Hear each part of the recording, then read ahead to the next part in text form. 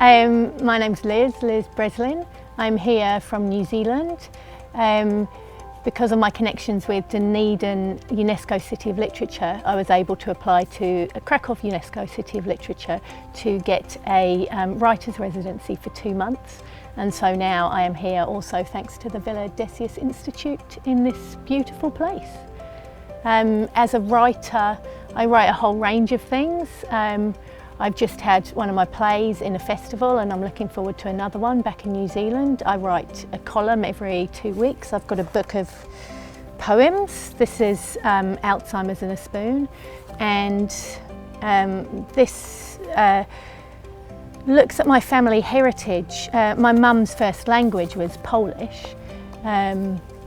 She was born to my grandparents when they were refugees, and so they never really talked about Polishness and Poland until it was kind of too late in life, and so they always wanted to look forward, but I'm kind of using this time to look back, I guess. Yeah.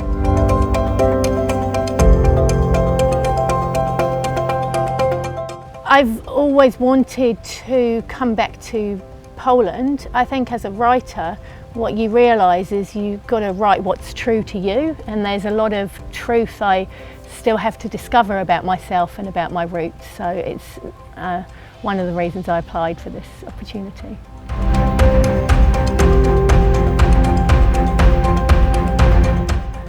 So I came to Krakow with the idea to write something about the trumpeter. There's this famous trumpeter. I feel like everyone should know this story, but in case people don't, there's this famous trumpeter that's in the main square, and every day, every hour, he stands on the top of the tall tower and he plays to the north, to the east, to the south, to the west, and he plays this tune called the Hey Now, but it finishes before the end because there's this story that he got shot in the throat. And so I've kind of been looking at that story and then at people's reactions to that story, and because it was such a big story in my childhood, I've kind of in my life built it up and up and up and up, and it's just interesting to take it apart a little bit, like do some cut and paste with it. So that's what I'm working on.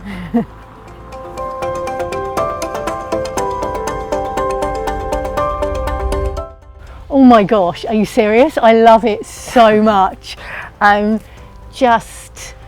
guess we're staying in a beautiful part of it. It's so green and I can go out walking every day in the forest to think, but also to go into the old city and to look around and just everything about it. I mean, I knew it was going to be beautiful and I knew it was going to be interesting, but it kind of has surpassed my expectations.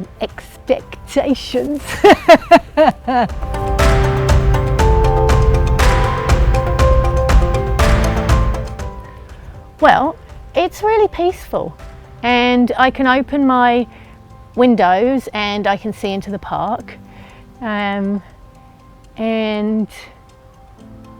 yeah, like the peace is the main thing, and I think there's a sense of, because of its history, there's a sense of gravitas or something, like there's a sense of importance in the place. I don't know if I can articulate it better than that, but it's quite something to be able to work here.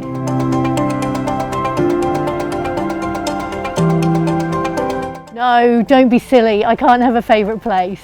I don't really do favourites.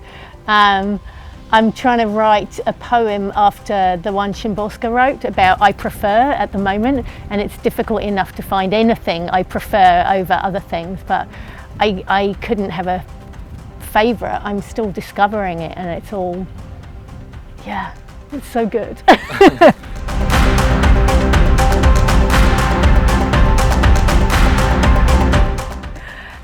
And at the villa, but also for writers just to come and spend time in Krakow itself. It's such a city of writers. Like, I don't know any other city that has a monument to a poet in the main square.